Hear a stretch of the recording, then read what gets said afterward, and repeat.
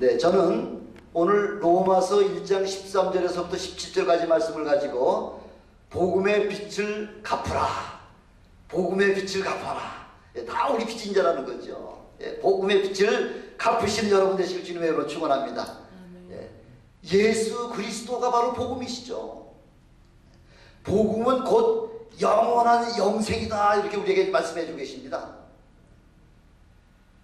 예수 믿는 자들을 핍박하는 일이 하나님께 칭찬받는 일이요, 또 하나님 앞에 사랑받는 일인 줄 알고 사도 바울은 아주 열정적으로 예수 믿는 사람들을 아주 잡으러 다니면서 감옥에 집어넣고 온갖 매를 때리면서 핍박한 것이 하나님 앞에 아주 굉장히 잘하는 일인 줄 그렇게 생각했다는 거죠.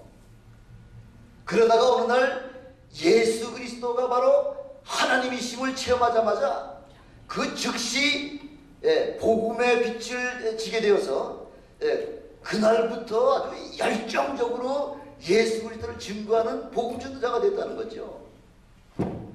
이렇게 복음을 체험하자마자 잠시 미뤘다가 한 것이 아니라 복음은 은혜를 체험하자마자 그 즉시 막바로 저 복음을 증거하는 것이 바로 그게 복음의 핵심이라는 거죠.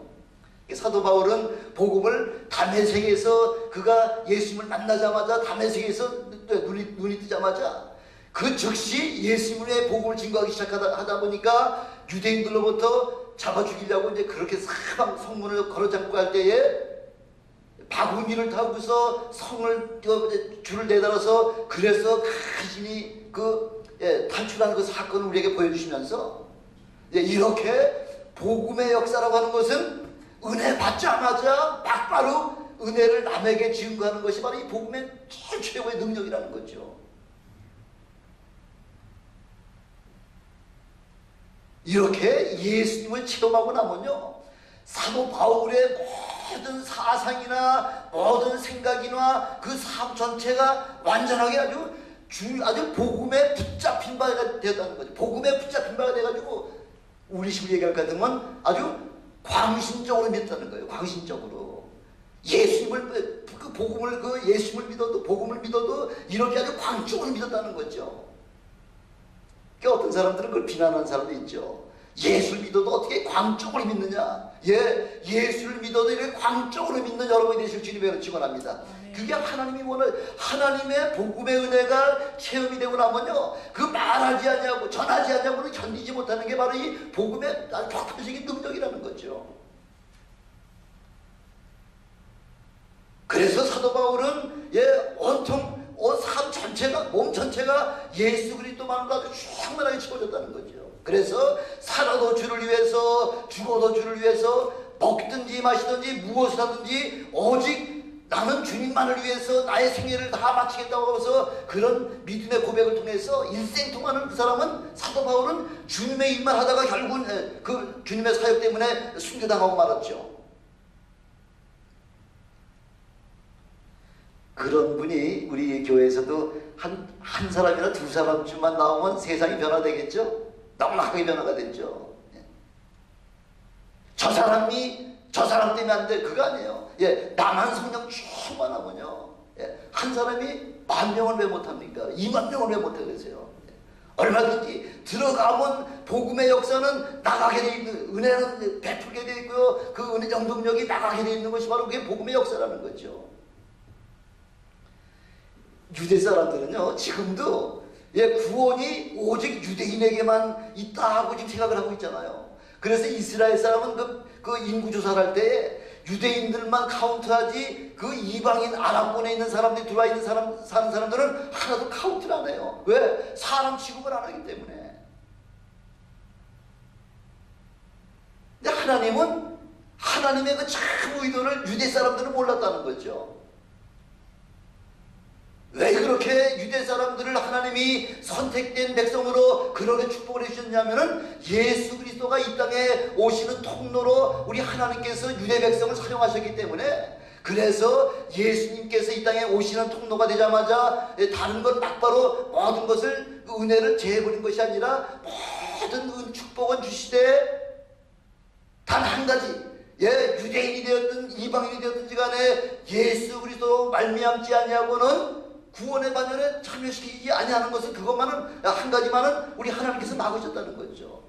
어느 누가 됐든지 간에 예수 그리스도 이름으로 말미암아 비로소 구원의 반열에 참여시키는 것이 바로 하나님의 계획이라는 겁니다.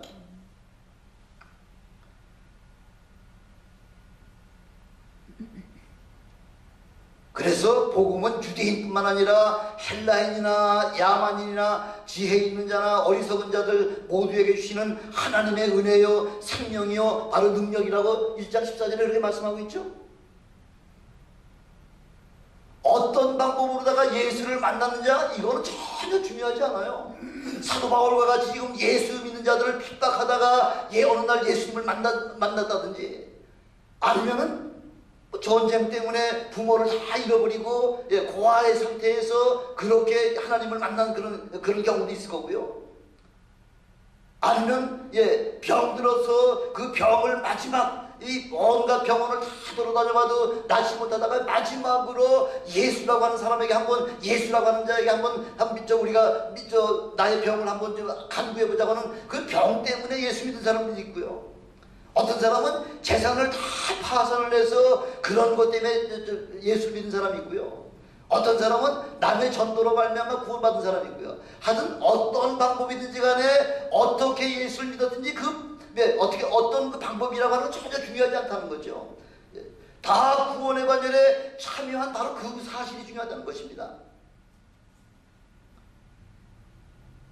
그래서 구원은 다 예수 그리스도의 십자가의 죽으심으로 말미암아 그냥 대가 없이 아무런 대가 없이 거저 주신 것이 바로 그래서 은혜라고 이렇게 말씀하고 있는 것입니다. 은혜라고 하는 것은 사망에서 영원한 생명을 얻는 바로 그것이 바로 복음이라는 거죠. 이 세상에 이 복음보다 더 큰 축복이라는 것은 없습니다. 왜냐하면 잠시 왔다가 가는 그 육신의 생명도 조금이라도 연장하려고 그렇게 몸부림치잖아요. 저기 죽은 사람 있죠? 중남미에 중남미를 아주 휘어잡던 사람 하나 있었죠. 베네수엘라의 차베스 대통령. 마지막 죽기 전에 나 죽기 쉽지 않다고 조금만 더 살고 싶다고 그렇게 애원했지만은 사람이 우리가 소원하고 우리가 애원한다고 그 육신의 생명 단 한 시간도 연장시킬 수가 없는 것이 바로 우리 인생이라는 거죠.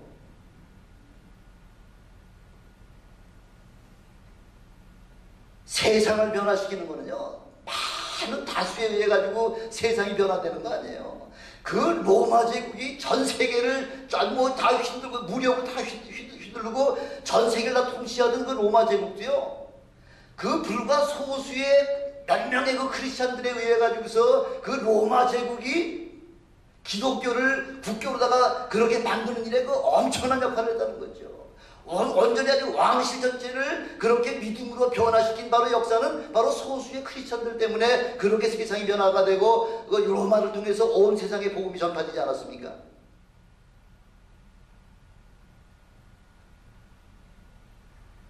온 세계에 복음을 전파하게 한다고 하는 사실은 이 사실 하나 때문에 사도 바울은 그 예수 그리스도의 복음 증거하는 일 때문에 얼마나 많은 죽을 고비를 하겠습니까? 얼마나 많은 매를 받고 얼마나 많은 감옥 생활을 감옥에 들러나가면서 얼마나 고통을 받았습니까? 그러나 사도 바울은 예수 그리스도 복음 증거하는 일을 위해서 이렇게 받는 엄청난 고난이나 모든 재난이나 그 모든 그 엄청난 그 힘든 일들을 당하면서 한 번도 하나님을 원망하거나 하나님 앞에 불평하지 않았다는 거죠. 오직 하나님을 찬양하고 하나님 앞에 감사하며 하나님 앞에 영광 돌리는 일만 했다는 거죠. 왜? 내가 받은 그 복음의 그 엄청난 축복을 생각할 것 같으면은 나의 육신의 잠깐의 고통은 감히 비교할 수 없다는 거죠. 내가 누릴 그 영광에 비하면 감히 비교할 수 없기 때문에 원망할 게 어디 있습니까? 저주할 일이 어디 있습니까? 그렇지 않다는 거죠. 얼마나 그 은혜가 컸으면은 사도 바울은 하나님의 은혜 복음을 증거하는 일을 위해서라면은 나의 생명을 조금도 귀한 것으로 여기지 아니하노라고 그렇게 고백하고 있지 않습니까? 여러분, 한 영혼이 천하보다 귀합니다. 엄청나게 귀합니다. 그래서 그 한 영혼 한 영혼을 주님 앞으로 인도한다고 하는 사실은, 이것은 복음 전도자들의 누리는 엄청난 그 특권이요, 엄청난 그 축복이라는 것입니다. 요즘 전도가 참 잘 안 되잖아요. 왜? 이렇게 헌신자가 없기 때문에 전도가 참 힘듭니다. 남이야 구원받든 말든 나만 은혜 받고 나만 구원받으면 만족한 사람들이 많기 때문에, 도무지 남을 구원할 그런 아주 절실한 감을 느끼지 못하기 때문에, 그래서 전도가 안 되는 거죠. 내가 받은 구원이 얼마나 큰 축복이라는 것만 알기만 하면은, 영혼을 구하지 않냐고는 견디지 못하는 그런 마음이 되는 거죠. 그래서 누가복음 12장 19절 20절에 보니까, 내 영혼아 여러 해 쓸 물건을 많이 쌓아두었으니 평안히 쉬고 먹고 마시고 즐거워하자 하되, 하나님은 뭐라고 말씀하시죠? 내 영혼아, 이제 너 할 만큼 했잖아. 알 만큼 알았잖아. 은혜 받을 만큼 받았잖아. 그러니까 이제 편하게 먹고 마시고 놀자 할 때에, 어리석은 자여 오늘 밤 내 영혼을 도로 찾으리니 그러면 내 예비한 모든 것들이 네 것이 되겠느냐 하고서 우리 하나님께서 우리에게 책망하시고 계시지 않습니까? 남을 구원하는 것을 고사하고 자기 한 영혼도 제대로 구원하지 못하는, 자기가 재물 때문에 죽는 영혼들이 얼마나 많습니까? 물질이 이럴 때는 축복이 아니라 오히려 저주가 된다는 거죠. 사도 바울은 내 형제가 구원받을 수 있다고 할 것 같으면 차라리 내가 저주를 받는다고 하더라도, 그렇게 되기를, 내가 저주받는 한이 있더라고 하더라도 내 형제가 구원받기를 원한다고, 이런 처절한 간절한 소망이 있을 때에 엄청난 구원의 역사가 일어나게 되는 거죠. 왜 이토록 사도 바울이 그렇게 복음 전하기를 그렇게 갈망하고 있을까요? 뭐라고 말씀하고 있죠 오늘? 복음을 뭘 생각하기 때문에, 복음을 빛으로 생각한다는 거예요. 빛, 밝은 태양, 라이트가 아니고요, 남한테 빛을 빛으로 생각하기 때문에, 빛으로 생각하기 때문에 그 빛을 갚지 않냐고는 견디지 못하는 그런 심령이 될 때에 복음 증거가 된다는 거죠. 요즘 남에게 비치고서도 마음이 편안한 사람이 있죠. 어떤 사람은 오늘 어저께 신문에 보니까, 토요일에 어저께 신문에 보니까 쭉 일면에, 그 미주판 신문에 일면에 쭉 보니까 돈 빌려줬다가 받지 못하고 한국으로 다 도망가고 하는 이런 사례들을 쭉 그렇게 기록을 해놨더라고요. 오히려 돈 꿔준 사람이 받으러 가면 협박을 받으면서 그 생명의 위협을 느낄 정도로다가 이렇게 배째라는 얘기죠. 우리 막말로 얘기하면 배째라.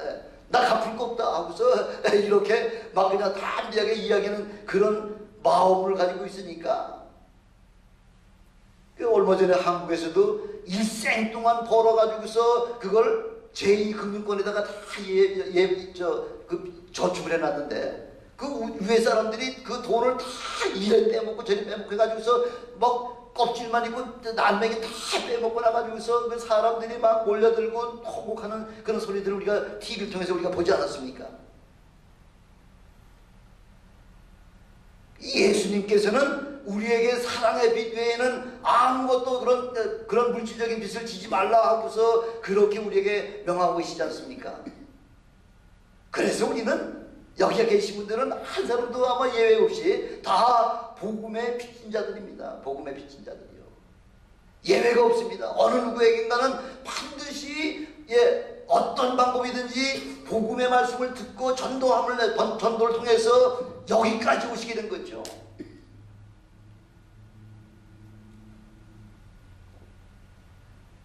우리 한국교회에서 종종 얘기하는 모태신앙 그런 게 있죠. 모태신앙이라는 것은 아예 근본적 언어 자체가 잘못된 거죠. 아무리 예수 믿는 자들의 가정에서 태어났다고 하더라도, 어머니 태중에서부터 교회당에 들락날락했다고 하더라도 아직까지 구원받은 건 아니잖아요. 예배당에 출석을 했지만은 아직까지 내 마음으로 믿고 입으로 예수가 나의 구세주라고 이렇게 고백하기 전에는 아무도 구원의 반전에 참여하지 못한다는 거죠. 근데 율법은 더 다르죠. 율법 안에 나는 그 모든 유대인들은 나면서부터 뭐예요? 유대인들은 나면서부터 선민이에요. 내가 원하든 원치 않냐든 간에 나면서부터 선민이에요.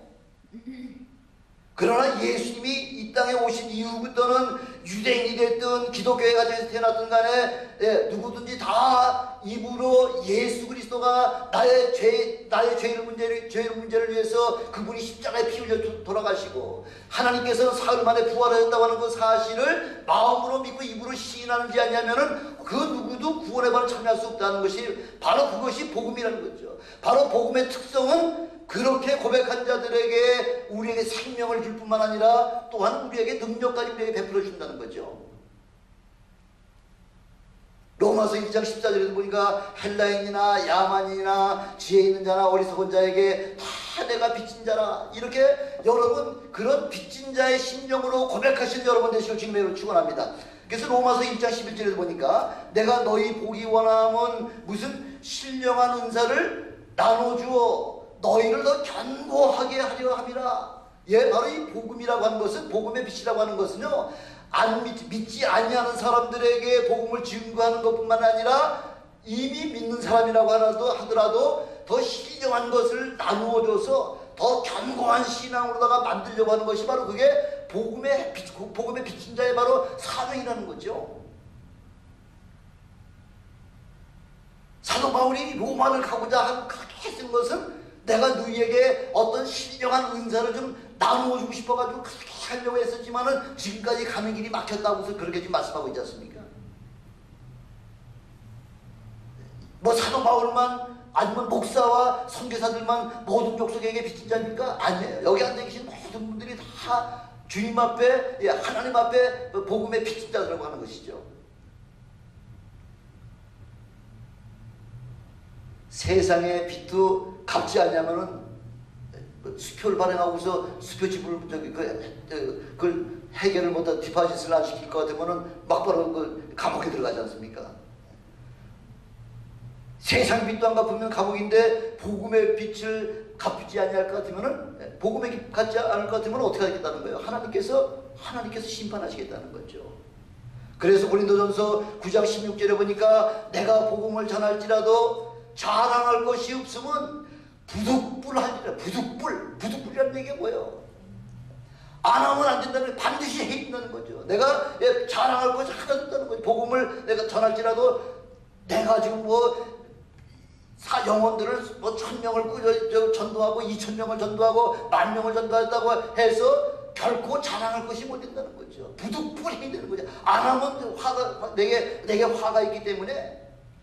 그 사도 바울은 벌써 어떤 성경을 알고 있기 때문에 이런 말씀하고 있나요? 에스겔서를 알고 있기 때문에, 에스겔서를 다 통달하고 있기 때문에 내가 예수 그리스도의 복음을 전하지 않냐고서는 그 핏값을 내게 쳤겠다고 하는 그 에스겔서의 그 예언의 말씀이 그걸 너무 잘 알기 때문에 부득불, 난 이건 안 하고는 안 되기 때문에 내가 부득불 전도하기 때문에 이것 때문에 자랑할 것이 하나도 없다는 거죠.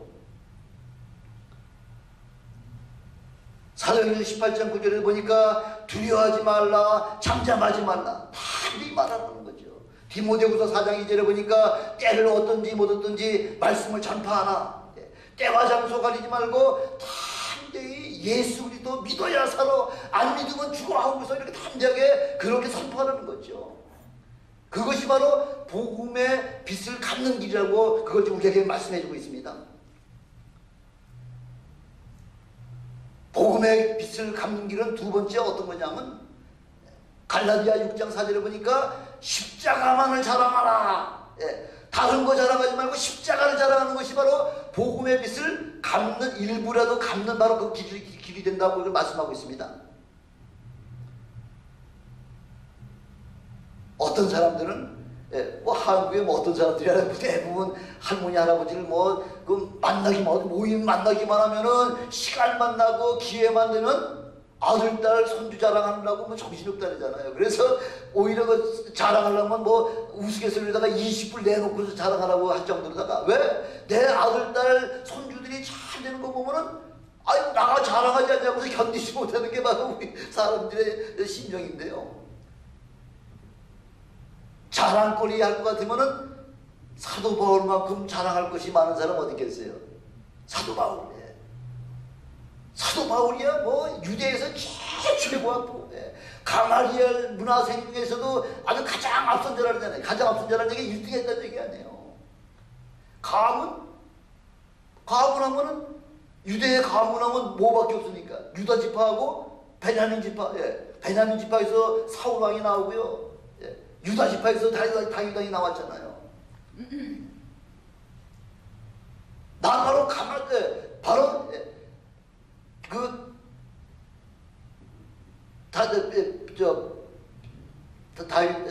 유다와 또 무슨 지파예요? 베냐민 지파예요. 베냐민 지파라는 거죠. 베냐민 지파. 가문적으로다가도 뭐 남한테 전혀 뭐 손색이 없다는 거죠.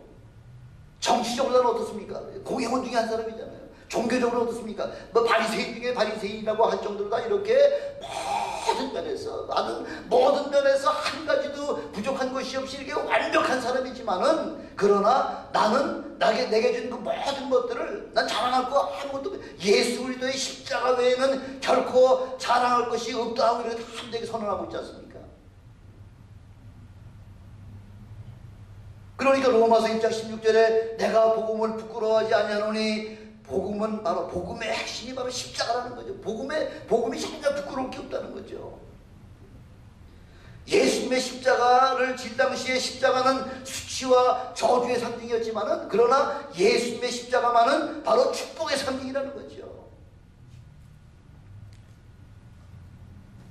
어떤 사람은 저도 직장 생활을 쭉 해봤는데 직장 생활에 수십 년을 같이 있으면서도 나중에서야 아니 저 사람이 예수 믿는 사람이에요? 몰랐다는 거죠.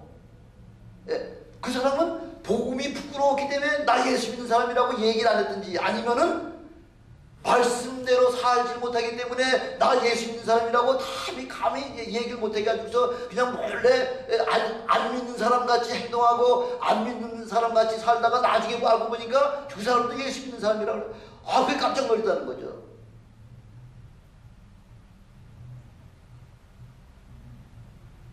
복음은 부끄러운 것이 아니라 오히려 자랑이라는 거죠. 자랑. 내 자랑이 되면은 그건 교만이지만은 예수님 자랑하는 거예요. 십자가 자랑하는 거예요. 그래서 에베소 2장 8절 9절에 보니까 너희가 그 은혜를 인하여 믿음으로 말미암아 구원 얻었나니 이것이 너희에게서 난 것이 아니요 하나님의 선물이라.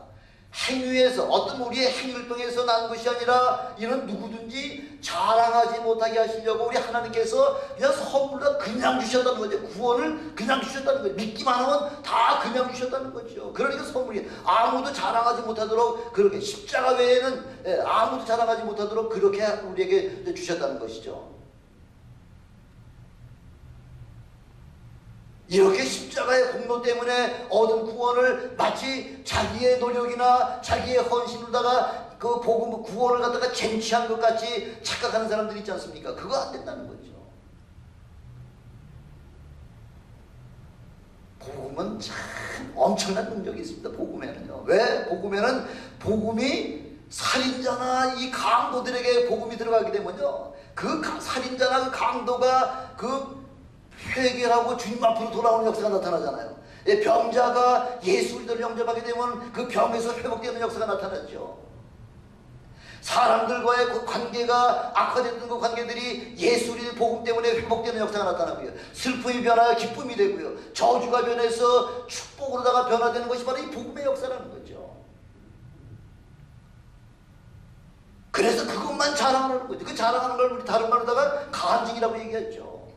간증의 목적이 뭐예요? 간증 목적이 내 자랑하는 거예요? 나 이렇게 구원받았다는 거 내 자랑하는 것이 아니라 바로 이 하나님께서 내게 역사하신 그 은혜를 통하여 하나님께 영광을 돌리는 것이 간증의 제일 첫 번째 목적이고요. 두 번째는 나는 이제 예수로 말미암아 예수의 군사가 됐다. 더 이상 나를 괴롭히지 말아라. 나 하고서 이 사단과 이 마귀에 대해서 선전포고하는 거예요. 더 이상 나는 하나님의 자녀가 됐으니 나에게 접근하지 말고 나를 괴롭히지 말고 나를 미혹하지 말라는 선전포고가 바로 이 간증의 두 번째 목적이고요. 세 번째 간증의 목적은 뭐냐면 불신자들이나 믿음이 연약한 자들에게 그 하나님께서 복음으로 말미암아 내게 역사하신 그 말씀을 증거함으로 말미암아 그 불신자들로 하여금 구원받게 하고요. 믿음이 연약한 자들로 하여금 믿음을 더 강건케 만들려고 하는 것이 바로 간증의 목적이지 않습니까? 그래서 전도하고 또 연약한 자들을 세워주고 그래서 하나님을 기쁘시게 하는 것이 바로 이 전도의 제일 최고의 목적이라는 거죠. 저는 여러분들 가운데에 간증이 예수 그리스도로 말미암아 참 엄청난 은혜의 축복을 받은 그 간증들이 여러분들 속에 뭐 무궁무진하게 뭐 그냥 끝없이 나올 수 있는 그런 간증자들이 되시길 주님으로 축원합니다. 예수님의 십자가만을 자랑합니다 할 때에 구원받은 자의 수가 점점 많아질 뿐만 아니라 그것뿐만 아니라 하늘나라에서는 하나님의 상급까지도 받으시는 여러분 되시기를 다시 한번 주님으로 축원합니다. 세 번째, 복음의 빛을 갚는 길이라고 하는 것은요, 어떤 거냐면 복음을 내게 주신 사명으로 깨달을 때에 복음의 빛을 갖다 갚을 수가 있다는 거죠. 사명이라는 게 사명이라는 게 뭐예요? 하나님께로부터 그 모든 고난을 내게 위임받았다는 거죠. 하나님께서 여러분에게 직분 주셨다는 거죠. 목사나 전도사나 뭐 선교사에게만 주신 것이 아니라 우리 모든 믿는 모든 자들에게 주시는 하나님의 직분이라는 사명이라는 거죠. 그래서 마태복음 28장 19절 20절에 보니까 그러므로 너희는 가서 모든 족속으로 제자 삼아 아버지와 아들과 성령의 이름으로 침례를 주고 내가 너희에게 분부한 모든 것을 가르쳐 지키게 하라. 이것이 바로 우리 주님께로부터 우리가 받은 대사명이라는 거죠. 아까도 말씀드렸지만 고린도전서 9장 16절에 보니까 복음 전파는 부득불에 있는 부득불 안 할 수가 없는 거예요. 부득불 해야 되는 거. 부득불이라는 건 뭐 억지라도 강제라도 힘을 다해서 해야 되는 거예요. 부득불 해야 되는 거죠. 사명자가 어떤 마음에 가지고다가 사명을 감당해야 되나요? 나 죽으면 죽으자고 하는 그 사명 가지고서 감당해야 되는 거예요. 여러분 군대 한참 전쟁 이라크 전쟁이 났는데 전쟁터에 나가고 싶어하는 사람이 있습니까? 없죠. 죽을 줄 알면서 나가는 사람이 어디 있겠어요? 그러나 국군 통수권자인 대통령의 명령으로다가 군대 차출을 하고 또 전쟁터에 내보내기 때문에 그래서 그 사명을 받아가지고 대통령으로부터 사명 받아가지고 그래서 군대에 나가서 그 전투하는 거 아닙니까? 그 사도 바울은 계속해서 영적 전투를 갖다가 벌리면서 마지막 이제 그 모든 사명을 이제 마지막 주님께로부터 받은 사명 로마에 가서도 네가 잠잠하지 말고 이곳에서 예수 그리스도를 증거하는 것 같이 로마에 가서도 증거하라고 하는 그 사명 가지고서 지금 로마로 가는 그 배를 타고 가면서도요 주 예수께로부터 받은 사명 이방인들을 구원시키라고 하는 그 사명을 그 사명을 감당하는 일을 위해서는 나의 생명을 조금 더 귀한 것으로 여기지 아니하노라 하는 그런 아주 단단한 고백을 좀 하고 있지 않습니까?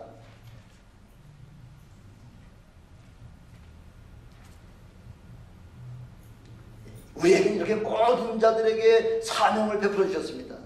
구원받은 모든 자들에게 동일하게 사명을 주셨다는 거죠. 그 사명이 얼마나 위대한 것이면요, 그 최고의 학벌 바리새인이라고 하는 종교적인 명예나 공회원이라고 하는 권세 가정을 나도 왜 베드로와 같이 아내를 데리고서 같이 이렇게 전도할 수 있느냐, 얼마든지 할 수 있다고 하지만 그러나 예수 그리스도의 복음 증거하는 일을 위해서라면 나는 모든 것을 배설물같이 아주 배설물같이 버리고서 오직 주 예수 그리스도의 복음 증거하는 일을 위해서 내 생명을 다 내놓겠습니다 하고서 이런 그런 나머지는 다 배설물같이 생각했다는 거죠. 그게 바로 헌신이죠. 아주 열정적이죠.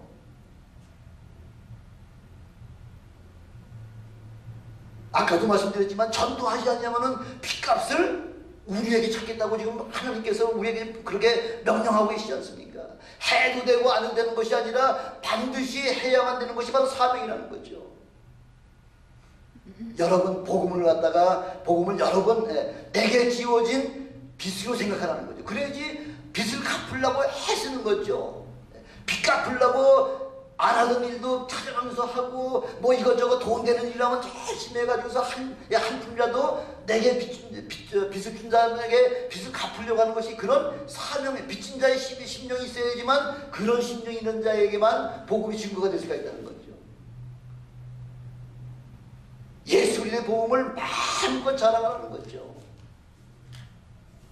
그리고 복음은 내게 주신 사명이라고 생각하고 그 하나님의 명령을 지켜도 되고 안 지켜도 되는 것이 아니라 하나님이 주신 사명을 반드시 지켜야만 된다고 하는 그 사명감 가지고서 일할 때에 하나님은 내가 너와 함께 세상 끝나는 날까지 함께 있어줄게. 내가 너와 함께 도울게. 내가 있으니까 반드하게 말하라는 거예요. 예, 뭐든 하지 말라는 거죠. 이렇게 복음의 빛은 내게만 아니라 주의 재림을 사모하는 모든 자에게 다 그렇게 우리에게 아주 빚을 맡겨주셨다는 거죠. 갚아야 되는 거죠. 그 일을 담당할 때에 우리 하나님께서는 여러분에게 의의 면류관을 준비해놨다. 그래서 사도 바울은 이제 내 모든 나에게 맡겨주신 사명을 다 이제 이 사명을 다 마치고 이제 내가 기다릴 것은 하나님께로부터 받을 의의 면류관 그거 하나만을 위해서 나는 이제 주님께로 갈 일밖에 남지 않았다는 이런 고백이 바로 저와 여러분의 고백이 되시기를 주님의 이름으로 축원합니다. 기도하시겠습니다. 전능하신 아버지 하나님 감사합니다.